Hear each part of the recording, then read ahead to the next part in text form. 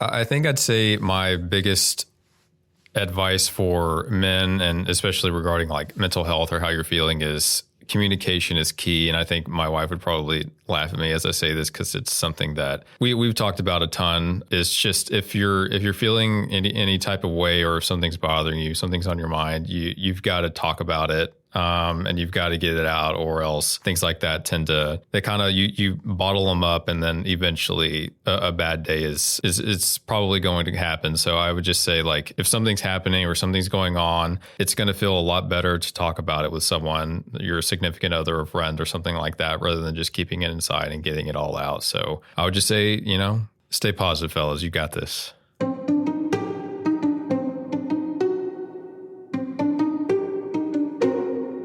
This is Eddie Sanchez. This is Rodney Crowder. And you are now listening to Enlighten Me.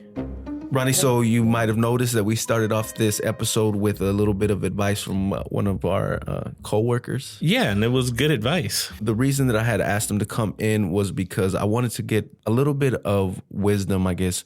I'm not sure if you're aware, it's Men's Mental Health Month. Yeah, I think I had heard that. So that was a topic that I want to highlight, right? Because, again, it's always something that we hear about, we might read about, we kind of acknowledge, but very briefly, right? And it always feels very much like swept under the rug on occasion. Or we just choose to ignore it, because I know I'm not the best, the healthiest individual at all times. Well, yeah, we hear about it in the news, but, honestly, I don't have a lot of conversations like that with guys I know. Yeah, exactly. And so that's really all I wanted to do, was just to get some insight from some professionals, right? From some faculty, from staff that would be able to provide a little bit more information about how we could improve our mental health and our physical health as well, because those are so tied in together. It's not just one or the other. It's both of those things that make us whole, that make us healthy, and that allow us to be, our best selves that we can be. So, it's good to hear advice from just like other guys, but also, what experts did you find to talk to? The first individual I actually spoke with was Dr. Richard Lau from the Student Health Center, and he actually focused on the physical aspect of it all.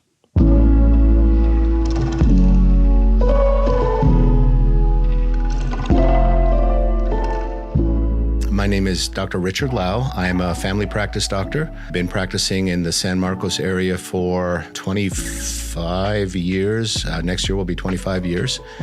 And I'm the Chief Medical Officer at the Student Health Center, as well as I actively see students in the health center on a daily basis. What do you feel are some of the biggest misconceptions men have about their health? Okay. So just as a little forward, we didn't go over these questions beforehand. No. So everything here is truly off the top of my head, which is kind of a dangerous place to be shooting from. But I would have to say the biggest misconception for men about men's health is that if they ignore the problem, it'll go away. And men are just notorious for simply not addressing their health, not going to the doctor, not seeking mental health care when appropriate, not getting their physicals or screenings. And I don't know that that's a misconception so much as it is part of most men's nature. Yes, sir. Yeah, I know I should definitely be visiting the doctor a bit more than I do. As a physician, what are some of the biggest issues that you see in facing men's health today? Well, hands down, and it's not just men, this is across the board, but hands down, the biggest issue is obesity, that the percentage of our population that is becoming overweight, and that has a spillover effect into, the rates of diabetes are going up. People don't realize that being overweight raises your risk of cancer. It raises your risk of heart attacks, strokes. And another thing that happens is that when you gain weight over time, you sort of stop doing things. And so you sort of adjust your lifestyle. So you don't even realize how much you're missing, how much of the fun things with the grandkids you can't do because, the knees are shot because you've been carrying too much weight for too long. And, but I think the steady rise in obesity is hands down the biggest problem, because it causes so many other health issues. Why do you think men are avoiding healthcare as much as they do? Well, it's the same reason that we don't change our motor oil. It's, as long as things are kind of basically going okay, there's not a sense of urgency. And, there's a lot of stressors. There's a lot of things dragging people in different directions. The studies say that married men live longer than unmarried men. And I think the reason for that is their wives are making them kids. The wives are saying, honey, you shouldn't be eating that. And the wives are saying, honey, you need to go to the doctor. And, I really think that there's part of that. But I think the biggest issue is that things don't happen overnight. When the weight creeps on slowly over time, or the blood pressure is slowly going up, you don't really notice anything. And he said, and there's no urgency. So, you break a leg, there's an urgency. You're going to go to the doctor. But you turn 50 and you need a colonoscopy, or now they've actually lowered the age to 45. Well, there's really no urgency on that. And there's a lot of issues with our society also in terms of these things get expensive, and our safety net with regard to health coverage is poor at best and eroding rapidly. What would be your advice for men who have this mentality, right, of let's tough it out, I'm feeling fine, or even, my knees are hurting a little bit, but I'll be okay? What would be your advice to those individuals?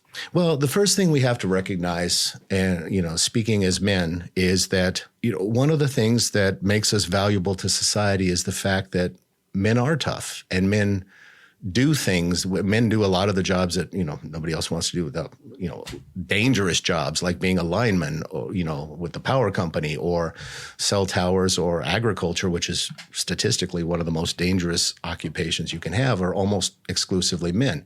That's just part of our DNA and part of our acculturalization, is that, we don't ask for help. We don't complain. We don't fuss. We just do it.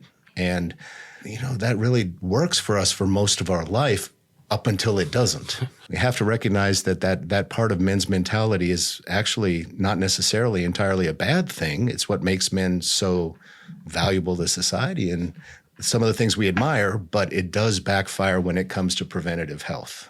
Yeah, like when I was younger, like from the time I was a student probably till I was 28, I think I only went to the doctor once when I broke my finger. What age did he recommend people start doing more proactive care and getting checkups? A lot of that depends on kind of what else is going on, and a lot of it depends on your lifestyle.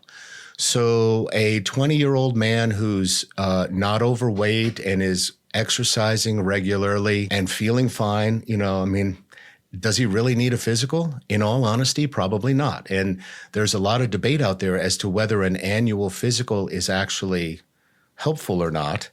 My view as a family practice doctor is sometimes that's the only shot I get at somebody. So I would say that a younger person who is leading a healthy, active lifestyle probably doesn't need to be going in very much. Probably through your 20s, but if you're starting to carry extra weight, then you might want to think about, and especially if you have a family history of diabetes or heart disease, or so, you might want to think about maybe every 3 years getting a blood check, make sure you're not starting to develop some diabetes or things like that. Now, when you turn 30, I really think that probably, again, using that idea of if you're generally pretty healthy, in your 30s, I would say probably every other year is probably a pretty good, rule of thumb.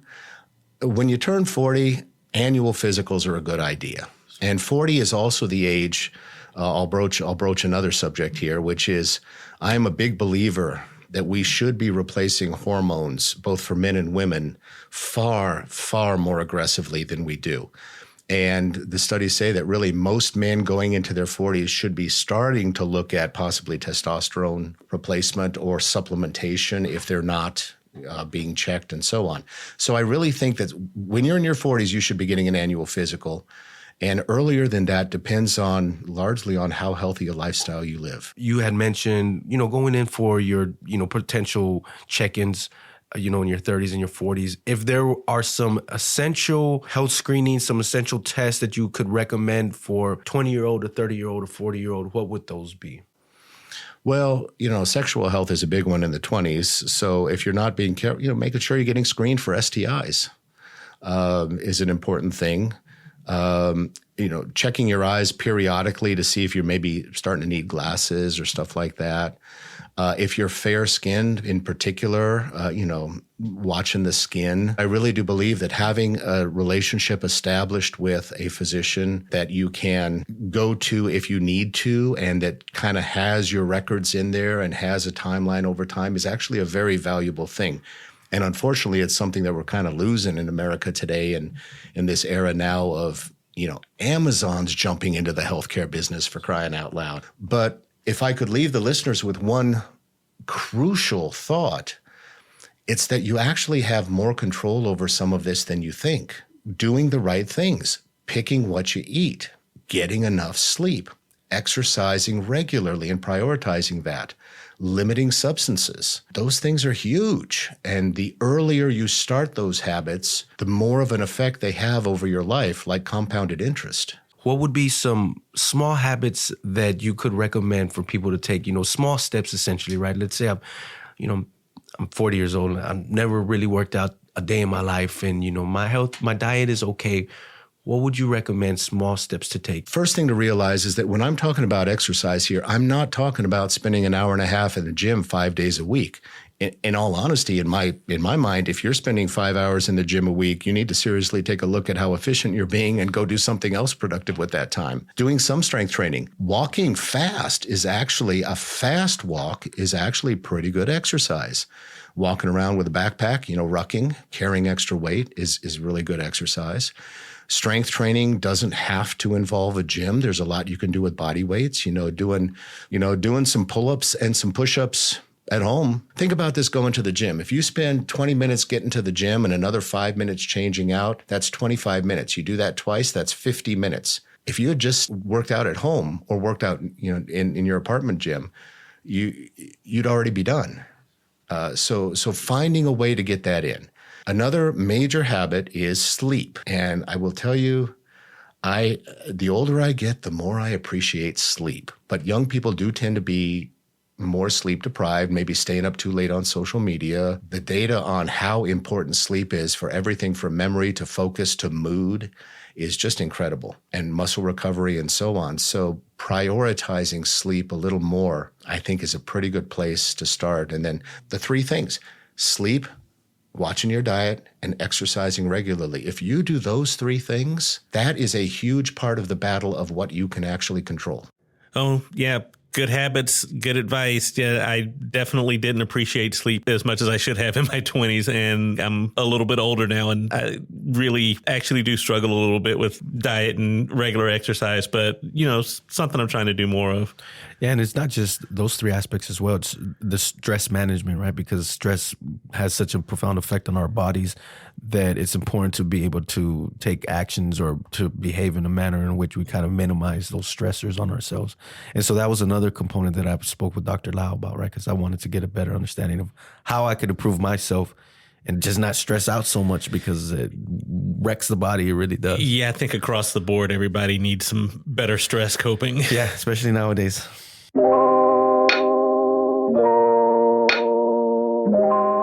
What are your recommendations to a patient, somebody you're seeing, on how they can better manage their stress? The problem here is that there are so many different types of stress, and there's stress that you can manage and there's stress that you can't.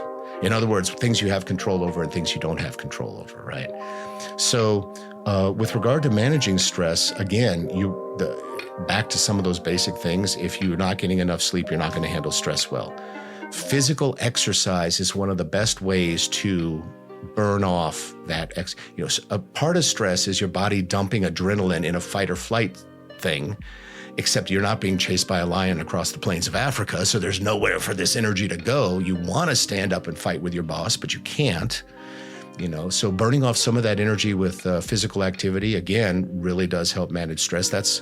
Physical activity has always been my, antidepressant. That's what really my wife every so often is, go out to the garage and work out. You're in a mood again. Yeah, okay, I'll go do something. But a good counselor, if the stress is something that is really starting to be counterproductive, if it's affecting work, relationships, if it's a good counselor can be worth their weight in gold. And that's one of the areas where women have accepted this a long time ago. And for a lot of men, the idea that, especially for my generation, forget it. But the younger generation is starting to get the idea that it's actually okay. And, you think about this for a second. Nobody would think that you were strange if you hired a personal trainer to help you with your exercise. Nobody would think that you were strange if you hired a piano teacher to help you learn to play piano. A counselor is just a life coach. That's all they are. And there's no reason to attach something different on that. How much of a change have you seen? You mentioned you had been working in the industry for 25 years. Are you seeing like a positive growth in that direction? Are you seeing improvement in how men are approaching mental health? And obviously it's so tied into physical health. Are you seeing growth in that direction? And what are some things you would like to see improved? I am not seeing growth in that direction. I am seeing the exact opposite. And all of the data is suggesting that men and boys are struggling in our society. We have an educational system that is set up by women, for how women learn. Most of the educators are women. Most of the higher academia about education are women. Men learn better by doing, and that is not how our school systems are set up. And so we see, starting at an early age, that the educational system is, in my opinion, failing boys. There's so much data that men are falling farther and farther behind. We're falling farther and farther behind in college. We're falling farther and farther behind professionally. Yes, there are a top elite of men at the very top that have but if you look at the overall statistics for the entire population, men are falling behind. And men are disproportionately represented by homelessness, incarceration, joblessness. Men are affected more by divorce. Most suicides are men. Most homicides are men. Most just a whole variety of things. And this is reflected in men's statistics that mental health is definitely declining. And that's true for both sexes too, by the way. The rate of depression and anxiety is just going up steadily. And then if COVID, of course, put steroids a lot of on people that process. over the edge. Yeah. So no, unfortunately, mental health is definitely going in the wrong direction. And there's a lot of reasons for that. Part of it is some of the challenges in our society. I think a huge part of it is actually social media, which I think is overall a very negative influence. The studies say that if you spend over an hour a day on social media, that's actually strongly correlated with depression and anxiety. Wow. It creates a culture where you're constantly comparing yourself against a choreographed and edited version of somebody else's perfection. Well, how are you going to compete with that? Getting off the social media and just going out to the gym is mentally so helpful. I digress a little bit, but in terms of mental health overall, no, our society is solidly heading in the wrong direction. Wow, that's unfortunate, but sadly, I guess not surprising that things like social media are kind of driving us in the wrong direction. But, I think that's good that, like you said, that we're having these conversations now, that more people are having these conversations.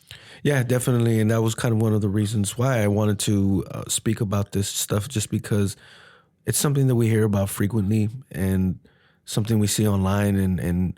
But the reality is oftentimes we don't actually sit down with the other men in our lives and really discuss them and flesh them out and, get to kind of the meat of it all, right? We all know that this is an issue, but sometimes I suppose, just like going to the doctor all the time, right? Right. We know that we should go to the doctor, but we don't always do that in that same manner, right? When it comes to our mental health. Right. So what do we do about it? We've got a huge student population here of young men. What can they do? Well, thankfully, Dr. Law actually provided a few resources available to our students here on campus. One of the things Texas State students need to recognize is that they have so many resources.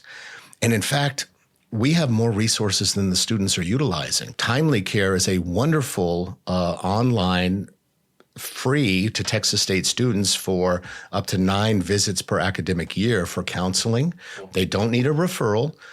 You can go to the Counseling Center's website. We have a counseling, if you don't want to do something online, we have a counseling center here at Texas State that's in the, I believe it's the 4th or 5th floor of the Student Union that have in-person counseling, especially for crises. There are lots of community counselors if someone needs a more longitudinal experience. So we have lots of counseling available. The Student Health Center deals with depression, anxiety, insomnia, ADHD all the time. For physical health, we actually do have a program that we refer people to called Nourish, where they do basically kind of like counseling, but one-on-one with diet. And so if a person is really struggling with how do I get my weight under control, they walk you through, and it's not just a one and done. They will follow up with you on subsequent visits to make sure that things are still going in the right direction. I would say that as you get out into the community And this is one thing Texas State students need to understand. As students, they have way more resources available than the general community. Once you get out into the general community, it's significantly more challenging. So definitely take advantage. Take advantage of it while you're a student. Absolutely. 9 free sessions of counseling. Free is free. I like free. Is there any advice, any words of encouragement, any insights that you've gained over the past 25 years in your career? Well, there's an old saying, the KISS principle, which is keep it simple, stupid, right?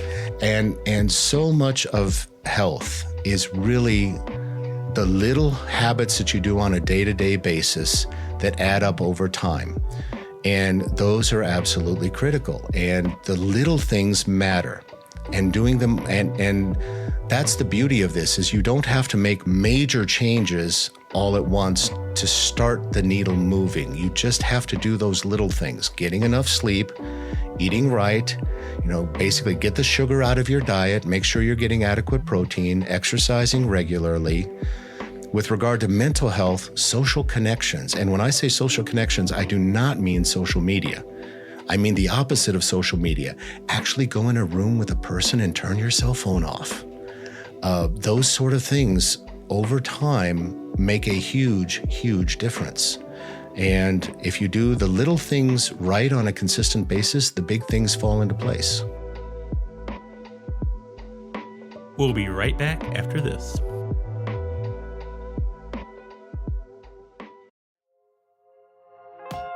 When you go to Texas State, there's never a shortage of things to do. From engineering and opera to esports and fencing, we have it all and more. Listen to our new podcast, Try at Texas State, to learn more with me, Giselle, about the kind of organizations and programs that make Texas State so special, and to take a deep dive into niche subjects that find its way into our everyday lives. Listen on Apple Music or Spotify, and episodes release every other Wednesday.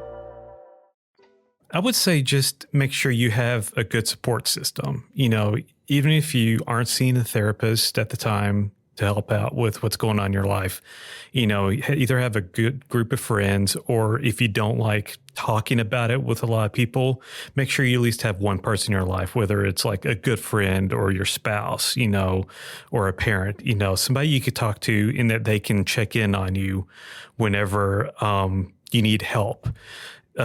While you're trying to, work things out.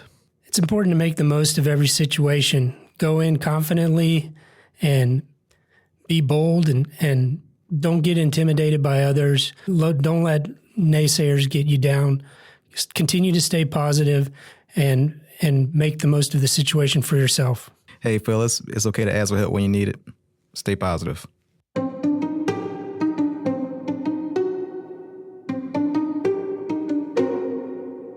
Well, that's some great advice and some encouraging tips from Dr. Lau, and some good tidbits from our staff and other people here at Texas State. Yeah, I'm thankful that we had some of our peers come in and just share a little bit of life advice, because some of these things are, they might seem common sense, but that's because we have the experience and the knowledge, and we know we've lived enough time to understand and recognize these things. And so I was very grateful to have everybody come in and just share a little bit of their own insight. And of course, what Dr. Lau shared, that correlation between physical and mental health, I really wanted to bring those aspects together. And so I reached out to one of the counseling specialists from the counseling center here at Texas State University to talk a little bit more about men's mental health and what some of the issues are, and also what we can do to improve that aspect of ourselves. And probably some of what he's seeing in general trends among our younger men. Yeah, he provided some data points that were a little shocking.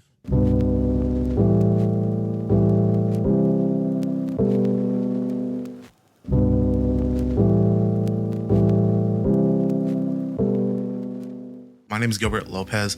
I am a counseling specialist at the Counseling Center here at Texas State. Some of the things I do here is definitely provide one-on-one counseling, meeting with students pretty regularly, group counseling.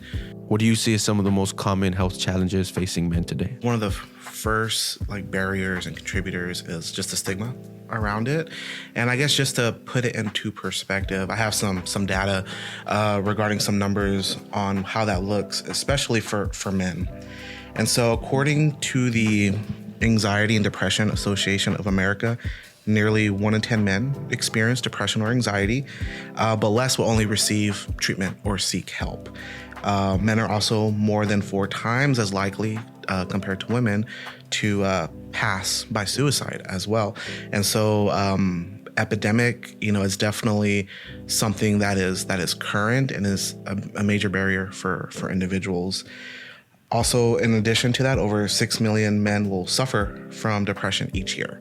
And so that's pretty staggering numbers, just to kind of put in perspective that whether it's 1 in 10 men or 6 million men per year, you kind of look around in a classroom and that's about a good 2 to 3 individuals, right? If you're in a 20, 30 person class.